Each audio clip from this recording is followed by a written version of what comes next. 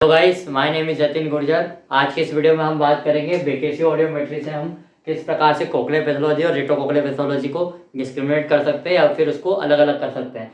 तो पहले जब हम उसको रेट्रोकोक्लियर कोक्लियर पैथोलॉजी को अलग करने से पहले हम ये देख लेते हैं कि बेकेसी ऑडियोमेट्री होता क्या है। तो थोड़ा सा ब्रीफ में पहले बात कर लेते हैं बेकेसी ऑडियोमेट्री के बारे में। तो बेकेसी ऑडियोमेट्री जो रहता है बेकेसी ने 1947 में दिया था। इसमें उन्होंने क्या बताया था कि इसमें क्या रहता है, जो पेशेंट जो रहता है वो अपने खुद के थ्रेशोल्ड निकालता है। अपने खुद के थ्रेशोल्ड कैसे निकालता है, तो उसमें क्या करते हैं, जो क्लिनिशियन रहता है वो पेशेंट को हेडफोन प्लेस कर देता है और उसके हाथ में एक इंस्ट्रूमेंट दे देता है जिसके ऊपर एक बटन लगी हुई रहती है और वो पेशेंट को इंस्ट्रक्ट करता है कि जब आपको आवाज़ सुनाई देने लगे तब आपको इस बटन को दबाना रहेगा और जैसे आवाज़ सुनाई देना बंद हो जाए तो आपको ये बटन को छोड़ना रहेगा। और इस प्रकार से उसके थ्रेशोल्ड जो रहते हैं वो मतलब ट्रेसिंग करता है। तो हम देखते हैं कि कैसे ट्रेसिंग करता है। तो हमने क्या बोला था कि पेशेंट को पहले हम ये बोलेंगे जब आपको आवाज़ सुनाई देने लगे तब आपको क्या करना है, बटन को दबाना रहेगा। फिर जब आपको आवाज़ सुनाई देना बंद हो जाए तो आपको क्या करना पड़ेगा, बटन को छोड़ना पड़ेगा। तो जब वो बटन को दबा रहे हैं तो इसका मतलब क्या रहेगा कि वो इंटेंसिटी को कम कर रहे हैं। उसके बाद में फिर क्या कर रहे हैं, बटन को जब वो रिलीज कर रहे हैं तो फिर से इंटेंसिटी को बढ़ा रहे हैं। फिर एक टाइम आएगा जब पेशेंट को फिर से सुनाई देने लगेगा तो हम उसको क्या बोलेंगे, जब आपको सुनाई देने लगे तो आपको क्या करना रहेगा,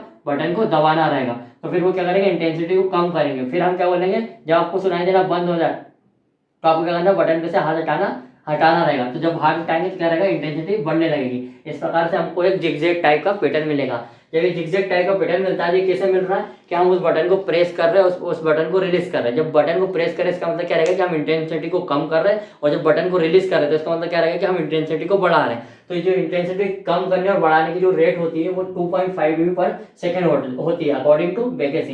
इसके बाद में हम ये देखते हैं यहाँ पे एक टर्म्स लिखा हुआ कि एक्सकर्सन का मतलब क्या रहता है। एक्सकर्सन क्या रहता है कि जब हम इसको डाउन और अप कर रहे हैं तो इसके बीच में जब हमको चीजें मिल रही है, मतलब जो गैप मिल रहा है हमको, जब हमने यहाँ पे क्या किया, पेशेंट को सुनाई देना जब यहाँ पे बंद हो गया तो उसने क्या किया, रिलीज किया। तो यहाँ पे क्या हुआ कि वो इंटेंसिटी बढ़ी। फिर उसके बाद में क्या हुआ, एक टाइम आया जब उसको सुनाई देने लगा तो फिर उसने क्या किया, फिर से बटन को प्रेस किया तो फिर ये इंटेंसिटी कम हुई। तो इनके बीच का जो एरिया रहता है इसको एक्सकर्सन एरिया बोलते हैं और इसकी वैल्यू जो रहती है लगभग 3 to 5 dB रहती है। ठीक है, इसके बाद में हम देखते हैं कि बेकेसी ऑडियोमेट्री जो रहती है वो दो तरह से हो सकती है। एक स्वीप फ्रीक्वेंसी बेकेसी ऑडियोमेट्री और एक होती है फिक्स फ्रीक्वेंसी बेकेसी ऑडियोमेट्री।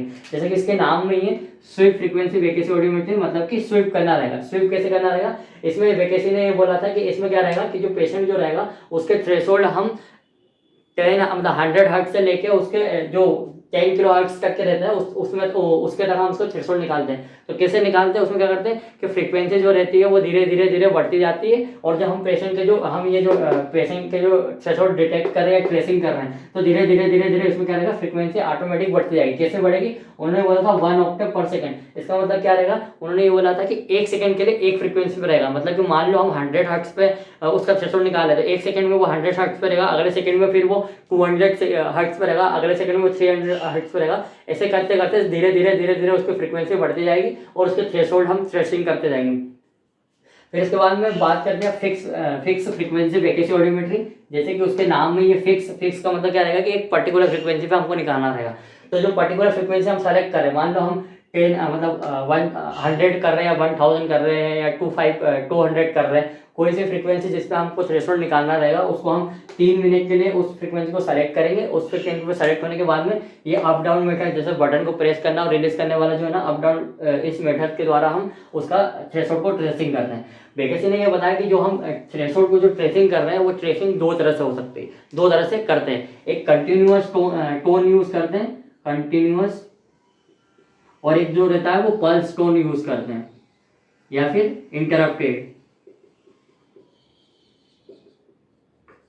इन दोनों टोनों का यूज करते हैं। कंटिन्यूअस टोन का मतलब क्या है, जो लगातार आएगी, और इंटरप्टेड का मतलब क्या रहेगी कि जो रुक रुक रुक के आएगी। ठीक है, इस प्रकार के हम दो तरह की टोन यूज करते हैं। जब ये दो तरह की टोन से हम ट्रेसिंग करते हैं, जब हमारी पेशेंट ने जब ट्रेस किया अपने थ्रेशोल्ड, फिर इन दोनों ट्रेसिंगों को हम कंपेयर करके पेशेंट के थ्रेशोल्ड बताते हैं या फिर उसका हियरिंग लेवल बताते हैं कि पेशेंट को कितना सुनाई दे रहा है। इसके बाद में हम आगे हम देखेंगे कि बेकेसी ऑडियो, अभी तक तो हमने देखा कि बेकेसी ऑडियोमेट्री हम कैसे करते हैं। इसके बाद में हम ये देखेंगे कि बेकेसी ऑडियोमेट्री से हम किस प्रकार से कोक्लियर पैथोलॉजी और रेट्रोकोक्लियर पैथोलॉजी को अलग कर सकते हैं, या फिर हम किस प्रकार से उनको पहचानते हैं कि ये पेशेंट में कोक्लियर पैथोलॉजी है या फिर इसमें रेट्रोकोक्लियर पैथोलॉजी।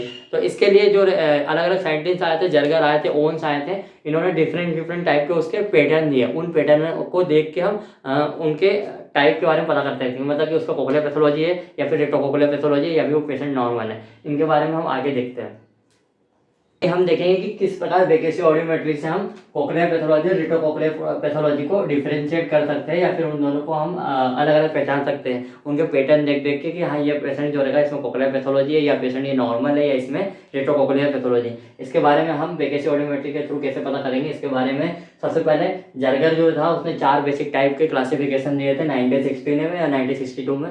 उसके बाद में कुछ अदर साइंटिस्ट आए जिनका हम एक्चुअल में ओरिजिनली अभी क्लासिफिकेशन जो हम देखते हैं वो ओवेल 1964 में था, जोन्स हाउस 1964 में था, विनेगर 1967 में आया था, और एहरलिक ने 1971 में बताया था कि इसके अलग अलग पैटर्न जो रहेंगे इनके बेस पे हम किस प्रकार से बता सकते हैं कि पेशेंट में कोक्लियर पैथोलॉजी है या फिर रेट्रोकोक्लियर पैथोलॉजी है। तो सबसे पहले हम इसके बात करते हैं टाइप 1 के बारे में। जब हम टाइप 1 के बारे में बात करते हैं तो उन्होंने क्या बताया था कि जो कंटिन्यूअस टोन रहेगी और जो पल्स टोन रहेगी वो एक दूसरे के पास पास में रहेगी, वो एक दूसरे को इंटरवोवन करेगी। इस प्रकार का अगर हमको पैटर्न दिख रहा है तो इसका मतलब ये है कि पेशेंट में टाइप 1 टाइप का पैटर्न है। और इस टाइप का पैटर्न जो रहता है नॉर्मल इंडिविजुअल्स में या फिर जिनमें कंडक्टिव पैथोलॉजी होती है उन लोगों में हमको इस टाइप का पैटर्न देखने को मिलेगा। फिर आगे हम नेक्स्ट टाइप की बात करते हैं जिसमें हम टाइप 2 के बारे में बात करते हैं। तो इसमें क्या रहता है कि कंटिन्यूअस टोन जो रहते हैं ना, ये जो हमारी कंटिन्यूअस टोन है ये 1 किलो हर्ट्ज पे से क्या रहेगी, जो पल्स टोन है उससे नीचे की साइड में शिफ्ट हो जाएगी। पर ये शिफ्ट जो होगा मतलब ये जो नीचे की साइड में इसका थ्रेशोल्ड जो शिफ्ट होगा वो 20 डिग्री से कम का होगा। अगर इस टाइप का हमको पैटर्न दिख रहा है तो इसको हम टाइप 2 टाइप के पैटर्न में कंसिडर करते हैं। और इस टाइप का अगर पैटर्न हमको मिल रहा है तो वो कोक्लियर पैथोलॉजी वाले पेशेंट में देखने को हमको मिलेगा। इसके बाद में हम इसके नेक्स्ट टाइप की बात करते हैं टाइप 3। तो टाइप 3 में क्या रहता है, इसमें भी ये रहता है कि कंटिन्यूअस टोन जो रहती है वो पल्स टोन से नीचे आ जाती है, तो मतलब उसका थ्रेशोल्ड नीचे की साइड में शिफ्ट हो जाता है। पर यहाँ पे बात इतना सा डिफरेंस है टाइप 2 से कि टाइप 2 में जो शिफ्ट हो रहा था 1 किलो हर्ट्ज से हो रहा था, और टाइप 3 में जो शिफ्ट हो रहा है वो इनिशियल मतलब एज सुन एज पॉसिबल, जितना जल्दी वो होगा उतनी जल्दी वो नीचे की साइड में शिफ्ट हो जाएगा। अगर वो नीचे की साइड में शिफ्ट हो रहा है और हमको यहाँ पे पल्स टोन और कंटिन्यूअस टोन के बीच का गैप दिख रहा है तो इसका मतलब ये कि टाइप 3 है, और टाइप 3 का पैटर्न हमको मिला है तो इसका मतलब ये है कि उस पेशेंट में रेट्रोकोक्लियर पैथोलॉजी है। उसके बाद में हम नेक्स्ट टाइप के बारे में बात करते हैं जो टाइप 4 होता है। इसमें क्या रहता है, इसमें भी सेम चीज होती है कि पल्स जो रहता है ना, पल्स टोन जो रहती है वो ऊपरी साइड में रहती है, कंटिन्यूअस टोन नीचे की साइड में शिफ्ट हो जाती है। और ये शिफ्ट जो रहता है इनिशियल स्टेज से ही रहता है, पैरेलल रहता है, और ये शिफ्ट ग्रेटर देन 20 डिग्री का रहता है। मतलब कि इनके बीच में जो थ्रेशोल्ड का शिफ्ट होगा वो 20 डिग्री से ज्यादा होगा। मतलब कि मान लो ये जो पल्स टोन है ये अगर 10 डिग्री पे मिली है तो हमको ये 35 डिग्री पे मिलेगी, मतलब 20 डिग्री से हमेशा ज्यादा ही मिलेगी, उससे कम पे नहीं मिलेगी। इस टाइप के पैटर्न को हम बोलेंगे टाइप 4 टाइप का बेकेसी ऑडियोमेट्री का पैटर्न रहेगा। और इस टाइप का अगर हमको पैटर्न मिलता है तो पेशेंट में या तो कोक्लियर पैथोलॉजी हो सकता है या फिर रेट्रोकोक्लियर पैथोलॉजी हो सकता है। इसके बाद में इन सब के बाद में एक और टाइप जो रहता है, जर्गर ने टाइप 5 के बारे में बताया था। टाइप 5 क्या होता है कि उसमें क्या रहता है कि ये हमारी हो गई कंटिन्यूअस टोन, ठीक है, और ये हमारी हो गई पल्स टोन। तो उसमें क्या रहता है कि पेशेंट ये बोलता है कि उसको कंटिन्यूअस टोन अच्छे से सुनाई दे रहे कंपेयर टू पल्स टोन।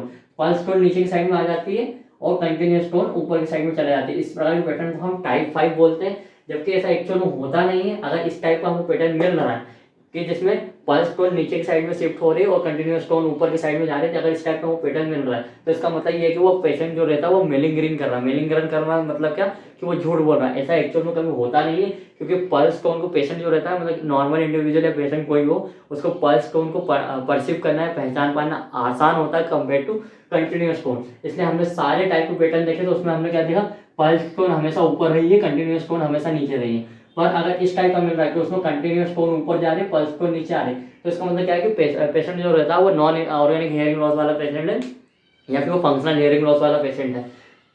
ठीक है, अगर हमको इस टाइप का पैटर्न टाइप 5 टाइप का हमको मिल रहा है तब। Okay guys, thank you.